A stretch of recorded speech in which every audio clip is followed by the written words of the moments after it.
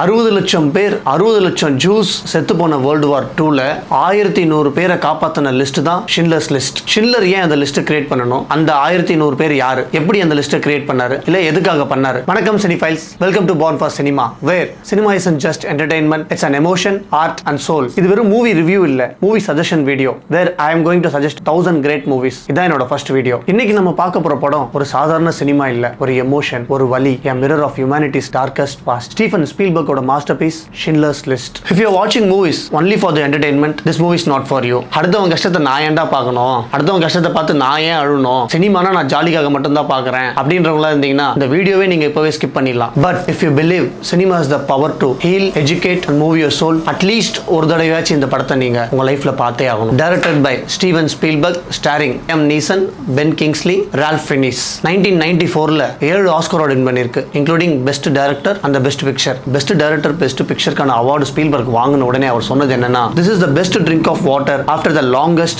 drought in my life. 60 லட்சம் பேர் 60 லட்சம் ஜூஸ் செத்து போன வேர்ல்டு வார் 2ல 1100 பேரை காப்பாத்தின லிஸ்ட் தான் ஷின்லர்ஸ் லிஸ்ட். ஷின்லர் ஏன் அந்த லிஸ்ட் கிரியேட் பண்ணணும்? அந்த 1100 பேர் யாரு? எப்படி அந்த லிஸ்ட் கிரியேட் பண்ணாரு? இல்ல எதுக்காக பண்ணாரு? இதுதான் இந்த படத்தோட பிளாட். வேர்ல்டு வார் 2 டைம்ல ஜெர்மன் ஆக்குபை பண்ணியிருக்கிற கிரக்கோவ்னு ஒரு ஊருக்கு ஷின்லர்னு ஒரு பிசினஸ்மேன் வரான். எப்படியாச்சும் அந்த ஊருக்கு வந்து நிறைய பிசினஸ் பண்ணி நிறைய பணம் சம்பாதிக்கலாம் அந்த ஒரு ஐடியால தான் வரா. அங்க வந்த உடனே என்ன பண்றானா, அங்க இருக்கிற ஜூஸ் கையில இருந்து பணத்தை வாங்கி அங்க இருக்கிற ஜூஸையே கம்மி காசுக்கு வேலைக்கு சேர்த்து ஒரு பிசினஸ் பண்ணி நிறைய பணம் சம்பாதிக்கலாம் அப்படின்னு ஒரு ஐடியால தான் வரா. ஏன் அவன் ஜூஸ் கிட்ட பணத்தை வாங்கி ஜூஸ் கம்மி காசுக்கு போடுறானா, அப்போ அந்த வேர்ல்டு வார் 2 டைம்ல வந்துட்டு எந்த ஒரு ஜூஸும் எந்த ஒரு பிசினஸும் பண்ண முடியாது. ஒரு சின்ன சட்டை கூட ரோட்ல நின்று விற்க முடியாது, எந்த ஒரு பொருளுமே அவங்க விற்க முடியாது. அதுவும் இல்லாம அவங்க ஒரு ஜெர்மன்ட்ட வேலை செஞ்சாங்கன்னா அவங்க உயிருக்கு எந்த ஒரு ஆபத்தும் இல்லை. அப்படி அவங்க ஜெர்மன்ட்ட வேலை செய்யாம சும்மா வெளியே இருக்காங்கன்னா ஆர்மி பிடிச்சி அவங்களோட ஒர்க் பர்மிட்டோ இல்லை அவங்களோட ப்ரூஃபை கேட்டு சப்போஸ் அவங்கள்ட்ட ஒரு ஒர்க் பர்மிட் இல்லைன்னா சுட்டுருவாங்க. அவங்க கிட்ட ஒரு ஒர்க் பர்மிட் இருந்தா அவங்க உயிரோட இருக்கலாம். அந்த மாதிரி ஒரு டைம்ல தான் இதை யூஸ் பண்ணிக்கிற ஷின்லர் ஜூஸ் எல்லாம் எடுத்து கம்மி காசுக்கு வேலைக்கு வச்சுக்கலாம். ஏன்னா அவங்க நம்ம வேலைக்கு மட்டும் வச்சு அவங்க நல்லா பார்த்துக்கிட்டா அவங்க நமக்கு நல்ல ப்ராஃபிட் வரும், நிறைய பணம் பண்ணலாம். இந்த ஒரே ஒரு ஐடியாக்காக செல்ஃபிஷ்காக மட்டும்தான் ஜூஸ் எல்லாம் வேலைக்கு எடுக்கிறான். ஆனா இதுக்கு பேரலா வந்துட்டு ரொம்ப கொடூரமா அங்க இருக்கிற அந்த ஜெர்மனோட ரூலிங்ல இருக்கும்போது ஜூஸ் எல்லாம் ரொம்ப கொடூரமா செத்துக்கிட்டு இருக்காங்க. அவங்க எப்படி சாவறாங்கன்னு நீங்க பாத்தீங்கன்னா, சப்போஸ் வேலை செஞ்சுக்கிட்டே இருக்காங்க, வேலை செய்யும்போது ஒருத்தர் ஸ்லோவா நடந்து போறான்னா ஸ்னைப்பர்ல பார்த்து டப்புன்னு சுடுவான். அவன் ஒருத்தர் சாவறத பார்த்துட்டு அத்தனை பேரும் ரொம்ப அவசரப்பட்டு ரொம்ப ஃபாஸ்டா வேலை செய்ய ஆரம்பிப்பாங்க. இந்த மாதிரி ஒருத்தனை சாகடிச்சு மத்தவங்களை பயங்காட்டி வேலை செய்ய வச்சுட்டு இருப்பாங்க. அந்த மாதிரி டைம்ல ஷின்லர்கிட்ட வேலை செய்யற ஆளுங்களை வந்துட்டு ஷின்லர் அந்த மாதிரி பண்ண மாட்டான், ரொம்ப கிளீனா ட்ரீட் பண்ணுவோம், வேலை செய்ய வைப்பான். ஆனா அவனோட நோக்கம் எல்லாம் பணம் சம்பாதிக்கணும், இவங்களை வச்சு நம்ம எப்படியாச்சும் அதிகமா பணம் சம்பாதிக்கணும், இந்த ஐடியால தான் வச்சு பணம் சம்பாதிக்க வச்சு பண்ணிட்டு இருப்பான். அப்போ ஒரு பெரிய ஒரு ஹாலோகாஸ்ட் நடக்கும். ஹாலோகாஸ்ட்னா என்ன சொல்றதுன்னா, ஒரு ஆர்டர் போடுவாங்க, அன்னைக்கு யார் யார்கிட்ட ஒர்க் பர்மிட் இல்லையோ அந்த மொத்த பேரையும் கொன்னுடுங்க அப்படின்னு சொல்லிட்டு மொத்தம் ஆர்மியா ஜூஸ் இருக்கிற இடத்துக்கு உள்ள வந்து வீட்டுக்குள்ள புகுந்து பாக்குறவங்க எல்லாம் சுடுவாங்க. சின்ன பையன், பெரிய பொண்ணு, சின்ன குழந்தைன்னு கூட பார்க்க மாட்டாங்க. ஒரு வயசு குழந்தை இருந்தாலும் சரி, ஒரு 50 வயசு கிழவன் இருந்தாலும் சரி சுட்டுருவாங்க. அந்த மாதிரி சுட்டுக்கிட்டு இருக்கிறத ஷின்லர் வந்துட்டு கண் கூட அப்பதான் நேருக்கு நேரா பார்ப்பான். பார்க்கும்போது அவனுக்கு ஷின்லருக்கு வந்துட்டு ஒரு மாதிரி இப்படி சாவறாங்களே, அட்லீஸ்ட் நம்ம கிட்ட வேலை செய்யற ஒரு 300 பேர் உயிரோட இருக்காங்களேன்னு தோண ஆரம்பிச்சதுக்கு உடனே என்ன பண்ணுவானா, அவனுக்கு தேவைக்கு இல்லாமையும் தேவைக்கு அதிகமான ஆட்களை வேலைக்கு எடுப்பான். ஏன்னா அட்லீஸ்ட் நம்ம கிட்ட வேலை செஞ்சா அட்லீஸ்ட் அவங்க உயிருக்கு உத்தரவாதம் இருக்கும் அப்படின்றதுக்காக ஒருத்தரா வேலைக்கு எடுத்து ஒரு 200 பேர் வேலை செய்ய வேண்டிய கம்பெனில ஒரு 600 பேர் 700 பேர் வேலைக்கு செய்ய ஆரம்பிச்சிருவாங்க. இதெல்லாம் நடந்துகிட்டே இருக்கிற டைம்ல வேர்ல்டு வார் முடியுது. ஒரு ஹிட்லர் ஒரு ஆர்டர் கொடுக்குறாரு, ஒரு ஜூஸ் கூட உயிரோட இருக்க தேவையில்லை. அதாவது ஜெர்மனுக்கு யூஸ் ஆகாம அவங்களோட வார்க்கு யூஸ் ஆகாம இருக்கிற ஜூஸ், ஒரு ஜூஸ் கூட நமக்கு தேவையில்லை, மொத்த பேரையும் கொன்னுடுங்க அப்படின்னு சொல்லிட்டு. இதை தெரிஞ்ச ஷின்லர் என்ன பண்றானா, அவனோட ஒரு சொந்த ஊர்ல ஒரு பொய்யான ஒரு கம்பெனியை கிரியேட் பண்ணி, நான் வந்துட்டு உங்க வாருக்காக வந்துட்டு நான் வார் மெட்டீரியல் செய்ய போறேன், வார் எக்யூப்மெண்ட் செஞ்சு கொடுக்க போறேன், எனக்கு ஒரு நிறைய ஜூஸ் தேவைப்படுறாங்க அப்படின்னு சொல்லி ஒரு லிஸ்ட் கிரியேட் பண்றான். அந்த ஆர்மி பீப்பிள் எல்லாம் கொடுக்க முடியாதுன்னு சொல்றாங்க. அதுக்காக ஒவ்வொரு ஆர்மிக்கும் பிரைப் கொடுக்க ஆரம்பிக்கிறான். அவங்ககிட்ட இருக்கிற சொத்தை மொத்தத்தையும் வித்து என்ன கொடுக்க முடியுமோ கொடுத்து ஒரு லிஸ்ட் கிரியேட் பண்றான். அந்த லிஸ்ட் தான் ஷின்லர் கிரியேட் பண்ற லிஸ்ட். அந்த லிஸ்ட்ல வர பேரு 1100 பேர். அந்த 1100 பேரையும் காப்பாற்ற ட்ரை பண்றான். அவன்கிட்ட இருக்கிற மொத்த பொருள் மொத்தத்தையும் வித்து அந்த 1100 பேரையும் காப்பாத்தி கூட்டு போய் இடத்துல நிக்க வைக்கிறான். அந்த ஊர்ல இருந்த மொத்த ஜூஸும் சாவறாங்க. இந்த 1100 பேர் மட்டும் தப்பிக்கிறாங்க. இந்த 1100 பேர்ல இருந்து தப்பிச்சு வந்த ஒரு ஆளு, அவர் எழுதுனது தான் ஷின்லர் ஆர்க்னு ஒரு புக். அந்த புக்கை எழுதி எப்படியாச்சும் இந்த ஷின்லரோட கதையை உலகம் பூரா சொல்லணும்னு அவர் நினைக்கிறாரு. அவரு ஸ்பீல்பர்க்கும் ஒரு ஜூ தான். ஸ்பீல்பர்க் கிட்ட வந்து ட்ரை பண்றாரு, நீங்க எப்படியாச்சும் இந்த படத்தை நீங்க டைரக்ட் பண்ணணும் அப்படின்னு சொல்லிட்டு. ஸ்பீல்பர்க்கோட லைஃப் இந்த கதையில இந்த ஊர்ல நடக்கல. ஆனா ஸ்பீல்பர்க்கும் இந்த மாதிரி நிறைய ஒரு கஷ்டத்தை அனுபவிச்சு வந்த ஒரு ஆள் தான். சோ அவர் என்ன சொல்றாருன்னா, என்னால இந்த படத்தை டைரக்ட் பண்ண முடியாது, எனக்கு இந்த படத்தை டைரக்ட் பண்றப்போ ரொம்ப ஒரு மைண்ட் பிரஷரா மைண்ட் ஃபக்கா இருக்கனால முடியாது, நான் பண்ண மாட்டேன் அப்படின்னு சொல்லிடுறாரு. சோ வேற டைரக்டர்ஸ் ட்ரை பண்ணலாம்னு சொல்லி நிறைய டைரக்டர்ஸ் ட்ரை பண்றாங்க. ஒரு வருஷம் 2 வருஷம் போகுது, 10 வருஷம் ஆயிடுது இந்த படத்தை யாருமே டைரக்ட் பண்ணல. கடைசியில திருப்பி இந்த படம் ஸ்பீல்பர்க் கிட்டே வருது. ஸ்பீல்பர்க் என்ன சொல்றாரு, ஓகே நான் பண்றேன் அப்படின்னு சொல்றாரு. இது ஒரு சாதாரண படம் மட்டும் இல்ல, சினிமேட்டிக் டாக்குமெண்ட். ஒரு டாக்குமெண்ட்ரி ஃபீல்ல வரணும்ன்றதுக்காகவே இந்த படம் ஃபுல்லா பிளாக் அண்ட் ஒயிட்ல ஷூட் பண்ணியிருப்பாரு ஸ்டீவன் ஸ்பீல்பர்க். இந்த படத்துல எனக்கு பிடிச்சி எனக்கு ரொம்ப இம்பாக்டான சில சீன்ஸை மட்டும் நான் இப்ப சொல்ல போறேன். Train luggage scene. இது என்னன்னா, ஜூஸ் எல்லாரையும் ஒரு ஊரை விட்டு இன்னொரு ஊருக்கு வேலைக்காக கூட்டு போயிடுவாங்க, அடிமை மாதிரி கூட்டு போவாங்க. அந்த மாதிரி கூட்டு போறப்போ அவங்க வீட்டுல இருந்து இருக்கிற பொருள் எல்லாத்தையும் ஒரு பேக்ல போட்டு எடுத்துட்டு வந்திருப்பாங்க. ஆர்மி என்ன சொல்லுவாங்கன்னா, உங்க பேக்லாம் இங்கேயே வச்சிருங்க, அதுல ஒரு பேர் எழுதி வச்சுட்டு போயிடுங்க, உங்களை தேடி இந்த பேக் உங்ககிட்ட வந்துரும் அப்படின்னு சொல்லிட்டு மொத்த பேரும் அந்த பேக் எல்லாம் வச்சுட்டு ட்ரெயின்ல ஏறி போயிடுவாங்க. ட்ரெயின்னா சாதாரண ட்ரெயின்லாம் இல்ல, ஒரு 100 பேர் இருக்கிற ஒரு கம்பார்ட்மெண்ட்ல 1000 பேர் இருப்பாங்க. ஃபுல் அண்ட் ஃபுல்லா க்ளோஸ்ட் இருக்கும், கண்ணில் பார்க்கலாம், அந்த அளவுக்கு மட்டும் தான் ஓப்பனிங் இருக்கும். அந்த மாதிரி ட்ரெயின்ல ஏற்றி கூட்டு போயிடுவாங்க. அப்படி அவங்க ஏறினதுக்கு அப்புறமா இந்த பாக்ஸ் எல்லாம் எடுத்துக்கிட்டு ஆர்மி உள்ள போவாங்க. எங்கடா போறாங்கன்னு அப்படியே கேமரா உள்ள போனா மொத்தமா அந்த பேக்ல இருக்கிற மொத்த பொருளை எடுத்து பிரிச்சு வச்சிருப்பாங்க. ஷூஸ் எல்லாம் குவிச்சு வச்சிருப்பாங்க, வாட்ச் எல்லாம் குவிச்சு வச்சிருப்பாங்க, ட்ரெஸ் எல்லாம் குவிச்சு வச்சு பிரிச்சு வச்சிருப்பாங்க, கோல்டு எல்லாம் வச்சிருப்பாங்க. ஒரு பாக்ஸ் ஃபுல்லா பல்லு வச்சிருப்பாங்க. ஏன்னா பல்லுல கோல்டு போட்டு வச்சிருப்பாங்க. அந்த கோல்டு மட்டும் எடுத்துருக்க மாட்டானுங்க, அந்த பல்லோட சேர்த்து புடுங்கி எடுத்துட்டு வந்து கொட்டுவானுங்க. இதை கிளீன் பண்ணி இதை எடுக்கிறவங்களும் அடிமையா வேலை செய்யற ஜூஸ் தான் அதை பண்ணிட்டு இருப்பாங்க. அப்படியே கேமரா மூவ் பண்ணா போட்டோகிராஃப்ஸ் இருக்கும். அட்லீஸ்ட் அவங்கனால அவங்களோட லைஃபை கேரி பண்ற அந்த போட்டோகிராஃபை கூட எடுத்துன்னு போக முடியாத மாதிரி இருக்கும். அதை பார்த்தோம்னே ஒரு மாதிரி பயங்கரமா இம்பாக்ட் ஆயிடுச்சு. Second scene construction scene. ஒரு கன்ஸ்ட்ரக்ஷன் நடந்துட்டு இருக்கும், அங்க ஜூஸ் எல்லாம் வேலை செஞ்சுட்டு இருப்பாங்க. அங்க இந்த ஆரோன் கோத் அப்படின்னு சொல்லி இந்த படத்தோட ஆன்டகனிஸ்ட் அவன் அங்க இருப்பான். அப்போ ஒரு பொண்ணு கத்திக்கிட்டு இருக்கும், சண்டை போட்டுட்டு இருக்கும். ஏன் அந்த பொண்ணு கத்திட்டு இருக்கா, அவளை இங்க கூப்பிடுங்கன்னு சொல்லுவாங்க. அந்த பொண்ணு இங்க வரும். வந்ததுக்கு அப்புறமா ஏன் கத்திட்டு இருக்கு அப்படின்னு கேட்டோம்னா அந்த பொண்ணு என்ன சொல்லும், இவங்க வந்துட்டு பேஸ்மெண்ட் தப்பா வச்சுட்டாங்க, இப்போ உடன்ல தான் கட்டிட்டு இருப்பாங்க பில்டிங், பேஸ்மெண்ட் தப்பா வச்சுட்டாங்க, இது இப்படியே கட்டினாங்கன்னா இந்த பில்டிங் கொலாப்ஸ் ஆயிடும், உனக்கு எப்படி இதெல்லாம் தெரியும் அப்படின்னு அந்த பொண்ணு சொல்லும், நான் இன்ஜினியர் படிச்சிருக்கேன், ஒரு இன்ஜினியர் ஸ்டூடெண்ட் அப்படின்னு சொல்லும். ஓ ஒரு ஜூ இன்ஜினியரா அப்படின்னு சொல்லி நக்கலா சொல்லுவான். சொன்ன உடனே என்ன பண்ணுவானா, இவளை சுட்டுருங்க அப்படின்னு சொல்லிடுவான். அந்த பொண்ணு அவங்க இருக்கிற ஆர்மி பீப்பிளே சொல்லுவாங்க, சார் அவங்க இன்ஜினியர்ஸ் தான் நமக்கு தேவைப்படுவாங்க ஒர்க்குக்கு அப்படின்னு. ஷூட்டர் அப்படின்னு டப்புன்னு சுட்டுருவாங்க. அவ்வளவுதான், செத்துருவா. செத்து போனதுக்கு அப்புறம் அவன் என்ன சொல்லுவானா, அந்த பொண்ணு என்ன சொன்னாலோ அதையே நீங்க பண்ணிடுங்க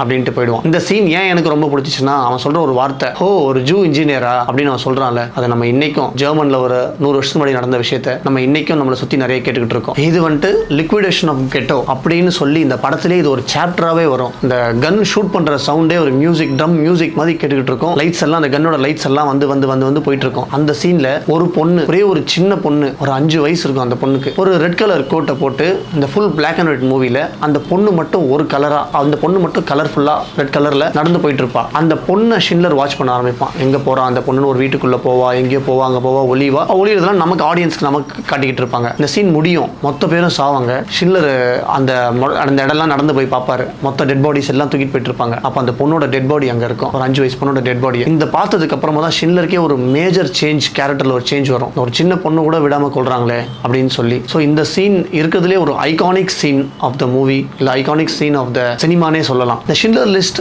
கேர்ள் ரெட் கோட் சீன் அப்படின்னு சொல்லி இந்த சீனை பத்தி நிறைய எக்ஸ்பிளனேஷன், நிறைய விஷயம் இருக்கு. சப்போஸ் நீங்க இந்த படம் பார்த்து உங்களுக்கு என்ன தோணுச்சு, இல்ல உங்களுக்கு ஏதாவது தோணுச்சுன்னா நீங்க தாராளமா கமெண்ட்ல சொல்லலாம், நம்ம டிஸ்கஸ் பண்ணலாம். ஹேமன் கௌதா வர அந்த ஆன்டகனிஸ்ட் வந்துட்டு ஃபேக்டரியில போயிட்டு எல்லாரும் எப்படி வேலை செய்யறாங்கன்னு செக் பண்ண போவான். அப்போ ஒருத்தனை கூப்பிட்டு என்ன சொல்லுவான், நான் டைமர் செட் பண்றேன், நீ என்ன பண்ற எனக்கு அதை பண்ணி காட்டு அப்படின்னு சொல்லிட்டு இவன் டைமர் ஆன் பண்ணோடனே அவனும் ஃபாஸ்டா பண்ணுவான். ஒரு ஹிஞ்சஸ் செய்வாங்க, அதை செஞ்சு இவனுக்கு கொடுப்பான். பார்த்தோன்னா டைம் பார்ப்பான், ஓ சூப்பர் 3 மினிட்ஸ்ல நீ இதை பண்ணிருக்க, அப்போனா நீ காலையில 6 o'clock இருந்து நீ ஒர்க் பண்ற, அப்போ இந்த டைம் வரைக்கும் நீ இவ்வளவு பண்ணிருக்கணும், ஆனா நீ பாதி கூட பண்ணல, என் கூட வா அப்படின்னு சொல்லி கூட்டு போயிட்டு நான் முட்டி போட நிக்க வச்சுட்டு கன் எடுத்து அவன் தலையில வச்சு ஷூட் பண்ண போவான். அவனும் சாக போறன்ற பயத்துல, வேற ஒண்ணுமே பண்ண முடியாதுன்னு சாக போற பயத்துல கண்ணு மூடி கன் பண்ணிப்பான். ஷூட் பண்ணா கன் ஒர்க் ஆகாது, ஐயோ தப்பிச்சிட்டோம் அப்படின்னு நினைப்பான். உடனே என்ன பண்ணுவான், இன்னொருத்தரோட கன் வாங்கி ஷூட் பண்ணுவான். அவனை ஷூட் பண்றப்ப இந்த கன் ஒர்க் ஆகாது, இன்னொருத்தரோட கன் வாங்கி ஷூட் பண்ணுவான், கன் ஒர்க் ஆகாது. இந்த கன் ஒர்க் ஆகாத ஒரு டென்ஷன்ல அவன் என்ன பண்ணுவான், கன்னை தூக்கி போட்டு போயிடுவான். இந்த இவன் வந்து தப்பிச்சிருவான். இது ஆக்சுவலா அப்படியே அந்த இடத்துல நடந்துச்சு. அது அவர் வந்துட்டு ரைட்டர் சொல்லி தான் எழுதி வச்சிருக்காங்க. இந்த சீனை நம்ம நிறைய வாட்டி நிறைய மீம்ஸ்லயும் நிறைய காமெடியாவும் இந்த சீனை மட்டும் பார்த்திருப்போம். இந்த சீனை மட்டும் பார்க்கும்போது இது ரொம்ப காமெடியா தெரியும். ஆனா இந்த படத்தோட இது பார்க்கும்போது அது எவ்வளவு குரூயலா இருக்கும்னு இந்த படம் பார்த்தா தான் தெரியும். இதுக்கப்புறம் இந்த படத்துல ஒரு சீன் வரும். டாக்டர்ஸ் வந்துட்டு யார் ஹெல்த்தியா இருக்காங்க, யார் ஹெல்த்தியா இல்லைன்னு செக் பண்ணுவாங்க. எப்படி செக் பண்ணுவாங்கன்னா, ஒரு லோடா லாரியில இருந்து ஆளுங்களை இறக்கிடுவாங்க. இறங்கணுமா ஆம்பளை பொம்பளை சின்ன பசங்க எல்லாரும், வயசானவங்க எல்லாரையும் ட்ரெஸ் எல்லாம் கட்டிட்டு நியூடா நிக்க வச்சுட்டு ஆம்பளைங்கள ஒரு சைடு பொம்பளைங்கள ஒரு சைடு அப்படின்னு சொல்லிட்டு வருவாங்க. ஒண்ணுமே பண்ண மாட்டான். டாக்டர் செக்அப்னா வந்துட்டு அவங்களை நிக்க வச்சு ஹெல்த்தியா, அதாவது மெடிக்கலா செக் பண்றதெல்லாம் பண்ண மாட்டான். நிக்க வச்சு அவனை பார்ப்பான், அவன் பார்க்கறதுக்கு ஹெல்த்தியா இருக்கான், இந்த பக்கம் போ, நீ அன்ஹெல்த்தியா இருக்க, நீ இந்த பக்கம் வா. ஹெல்த்தியா இருக்கிறவன் அடிமையா வேலை செய்ய போவான், அன்ஹெல்த்தியா இருக்கிறவன டப்புன்னு சுட்டு போட்டுக்கிட்டே இருப்பான், செத்துக்கிட்டே இருப்பாங்க. அவ்வளவுதான். இன்னொரு சீன்ல ட்ரெயின்ல லோடு ஏற்றிருப்பாங்க.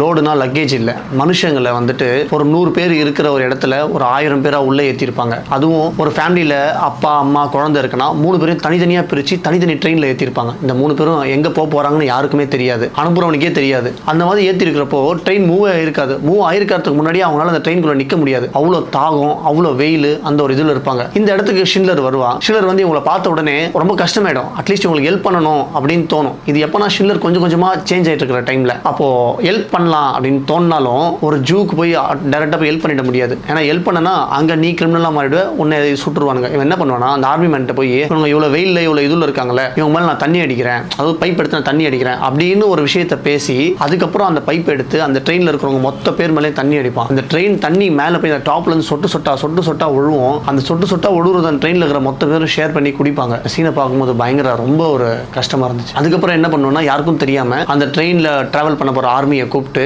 அவங்ககிட்ட இருக்கிற சரக்கு கொஞ்சம் காசையும் கொடுத்துட்டு இதே மாதிரி நீ ஒவ்வொரு ஸ்டேஷன்லயும் அவங்களுக்கு தண்ணியை கொடு, அவங்க மேல தண்ணி அடி அப்படின்னு சொல்லி அனுப்பி வைப்பான். இன்னொரு சீன்ல வெறும் பசங்க, சின்ன பசங்கலாம் போய் ஒளிய ட்ரை பண்ணுவாங்க. அதுல ஒரு பையன் மட்டும் ஓடுவான். ஒவ்வொரு இடம் போனாலும் எல்லா இடமும் ஃபுல்லா இருக்கும்.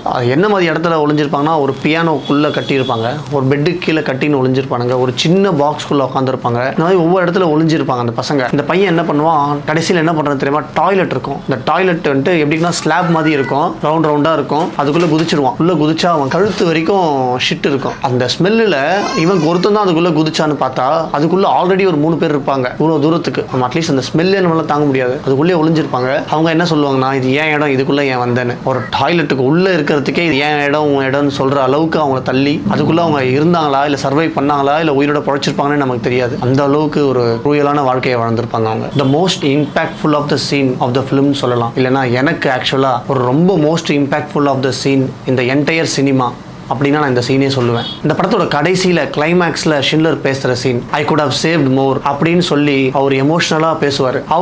அவர்னால முடிஞ்ச அளவுக்கு 1100 பேரை காப்பாத்தி இருப்பாரு. அவர் அதை பண்ணணும்னு அவசியம் இல்லை, அதை ஏன் பண்ணணும்னு கிடையாது. அவரை சேவ் பண்ணாம விட்டுருந்தாலும் யாரும் அவனை கேட்க போறது இல்லை. அதை சேவ் பண்ணதுனால கண்டிப்பா அவருக்கு பல பிரச்சனைங்க இருக்கு. ஜெர்மன்ஸ் அவரை தூக்கிலே போடலாம் இல்ல சுட்டும் போடலாம். ஆனா அவர் ட்ரை பண்ணாரு. கடைசியா ஆர்மி வந்து சொல்லுவாங்க, வார் முடிஞ்சிருச்சு, இங்க இருக்கிற மொத்த பேரையும் இருக்கிற மொத்த ஜூஸை பாக்குற மொத்த ஜூஸை கொன்னுடுங்க அப்படின்னு சொன்னாங்கன்னு சொல்லிட்டு அப்போ ஷில்லர் கூப்பிட்டு சொல்லுவாரு, நீங்க எல்லாரும் இவங்களை கொல்ல போறீங்களா இல்ல உங்க வீட்டுக்கு ஒரு மனுஷனா போக போறீங்களா அப்படின்றப்போ அந்த ஆர்மியை மனசு மாதிரி போயிடுவாங்க. அதுக்கப்புறமா தான் இவர் சொல்வாரு, இவர் கிளம்பலாம் அப்படின்னு சொல்லி வரப்போ அங்க இருக்கிற மொத்த பேரையும் பார்ப்பாரு. பார்க்கும்போது இவருக்கு தோணும், அந்த ஜனங்க என்ன பண்ணுவாங்கன்னா இவருக்காக ஒருத்தரோட பல்லுல இருக்கிற கோல்டை எடுத்து அதை உருக்கி இவருக்கு ஒரு ரிங்கா கொடுத்து ஒரு லெட்டரா கொடுத்துருவாங்க இவருக்கு, இவர் நல்லவர், இவர் தான் எங்களை காப்பாத்தினாரு அப்படின்னு சொல்லி. ஏன்னா ஆப்போசிட் ஆர்மி வந்து இவர் எதுவும் பண்ணக்கூடாதுன்றதுக்காக. அப்பதான் இவருக்கு தோணும், சுத்தி பார்ப்பாரு, அவர்கிட்ட ஒரு கார் இருக்கும், ஒரு கோட்டு போட்டிருப்பாரு, கையில வாட்ச் கட்டியிருப்பாரு. அவர் சொல்லுவார், இந்த காரை நான் எதுக்கே வச்சிட்டு இருந்தேன், இந்த காரை கொடுத்திருந்தா அட்லீஸ்ட் ஒரு 10 பேரை காப்பாத்திருக்கலாம், இந்த வாட்ச் அந்த ஆமன் கோத்துட்ட கொடுத்திருந்தா ஒரு 2 பேரை விட்டுருப்பான், இந்த கோட் கொடுத்திருந்தா ஒரு 2 பேரை விட்டுருப்பான், நான் தப்பு பண்ணிட்டேன், நான் என்னால இன்னொரு 20 பேர் என்னால காப்பாற்ற முடிஞ்சிருக்கும், ஆனா நான் அதை பண்ணல, நான் தப்பு பண்ணிட்டேன், ஐ குட் ஹவ் சேவ்ட் மோர் அப்படின்னு சொல்லுவாரு. ஒரு மாதிரி பயங்கர இம்பாக்ட்ஃபுல்லா ரொம்ப கஷ்டமா இருக்கும் அந்த சீனை பாக்குறப்பயே. ஒரு மனுஷன் எப்பவுமே நல்லவனா இருக்க மாட்டான், ஆனா ஷில்லர்ன்றவன் நல்லவன் கிடையாது. அவன் ஒரு ஹியூமனைசர், ஒரு பிசினஸ் மேன், ஒரு செல்ஃபிஷான ஒரு ஆள் தான். ஆனா அந்த செல்ஃபிஷான ஒரு ஆளுக்குள்ள வர அந்த சேஞ்ச் ஓவர், அவன் இவங்களுக்காக கஷ்டப்பட்டு அழுவான். One of the best. அவருக்குள்ள இருக்கிற அந்த கில்ட், அந்த பெயின், அப்பதான் நம்ம ரியலைஸ் பண்ணுவோம், this man becomes a hero not by power but the power of humanity. So don't watch this movie for entertainment. Something so deep, emotional இல்ல ரொம்ப ட்ரூத்ஃபுல்லா ஒரு படம் பார்க்கணும்னு நினைச்சா மட்டும் இந்த படத்தை பாருங்க. இதை பத்தி பேசி கேட்கறது ஒண்ணு, பார்த்து அனுபவிக்கிறது ஒண்ணு. So please watch. அமேசான் பிரைம்லயும் யூடியூப்லயும் அவைலபிளா இருக்கு. இந்த படம் ஆக்சுவலா ஸ்டீஃபன் ஸ்பீல்பர்க் டைரக்ஷனுக்கு வந்தப்போ அவர் அவாய்ட் பண்ணிட்டாரு. ஏன்னா இந்த படத்தை நம்மளால பண்ண முடியுமா, இந்த படத்துல இருக்கிற கஷ்டத்தை நம்மளால ஏத்துக்க முடியுமா, அதை கண்ணால பார்க்க முடியுமா அப்படின்னு சொல்லிட்டு அவரே நிறைய டைரக்டர்ஸ்க்கு ரெஃபரும் பண்ணாரு, படம் பண்ணவும் சொன்னாரு. ஆனா இது யாருமே பண்ணல. கடைசியில ஸ்பீல்பர்க் கிட்ட தான் வந்துச்சு. இந்த படத்துல ஜெர்மன் ஆர்மியா நடிச்சவங்க ஆல்மோஸ்ட் ஜெர்மன்ஸ் தான். இந்த ஆடிஷனுக்காக ஜெர்மன்ஸ் அனுப்பின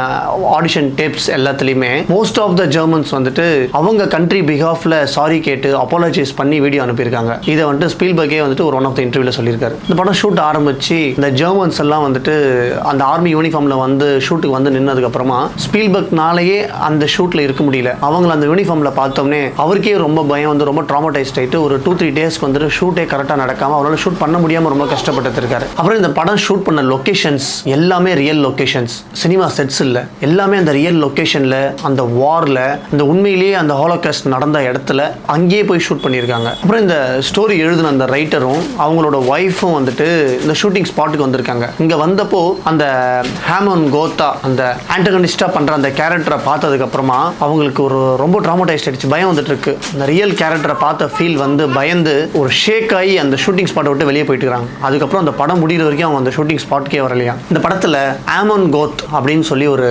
ஆண்டகனிஸ்ட் வருவான். த மோஸ்ட் க்ரூயல் பர்சன் இந்த வேர்ல்டுனே சொல்லலாம். ஏன்னா அவ்வளோ க்ரூயலாக அந்த படத்தில் காட்டியிருப்பாங்க. ஆக்சுவலாக அந்த படத்தை பற்றி எழுதின கிரிட்டிக்ஸோ இல்லை அந்த 1100 பேர்லேருந்து வந்த ஆட்களோ சொன்னது என்னன்னா, இந்த படத்தில் காட்டினது வந்து ஒரு 10% கூட கிடையாது, அவன் இன்னும் ரொம்ப க்ரூயலான ஆளு அப்படின்னு சொல்லிட்டு. எந்த அளவுக்கு க்ரூயலான ஆள்னா, ஜனங்களை போட்டு கட்டி போட்டு நிற்க வச்சுட்டு அவன் வளர்க்குற நாயை விட்டு கடிக்க வச்சு என்ஜாய் பண்ணுவான். டைம் பாஸுக்கு சுட்டு விளையாடுற மாதிரி. அதை நம்ம டிஃபைனே பண்ண முடியாது. அந்த அளவுக்கு ஒரு க்ரூயலான ஆளாக இருந்திருக்கான். இது ஸ்பீல்பர்க்கு தெரியும் அவன் அவ்வளோ க்ரூயலான ஆளுன்னு சொல்லி. ஆனால் இதை காட்டவானா, காட்டினா ரொம்ப ஒரு கஷ்டமா இருக்கும் அப்படின்னு சொல்லி அவராக கண்ட்ரோல் பண்ணி ஒரு லெவலுக்கு தான் அவனை காட்டியிருப்பாரு. ஆனால் அந்த லெவலுக்கு காட்டினதே நம்மளால பார்க்க முடியாது. அந்த அளவுக்கு க்ரூயலாக இருக்கும். இந்த மாதிரி இன்னும் நிறைய பவர்ஃபுல் மூவி சஜஷன்ஸ் வேணும்னா please subscribe Pon4Cinema. See you in the next video of What to Watch.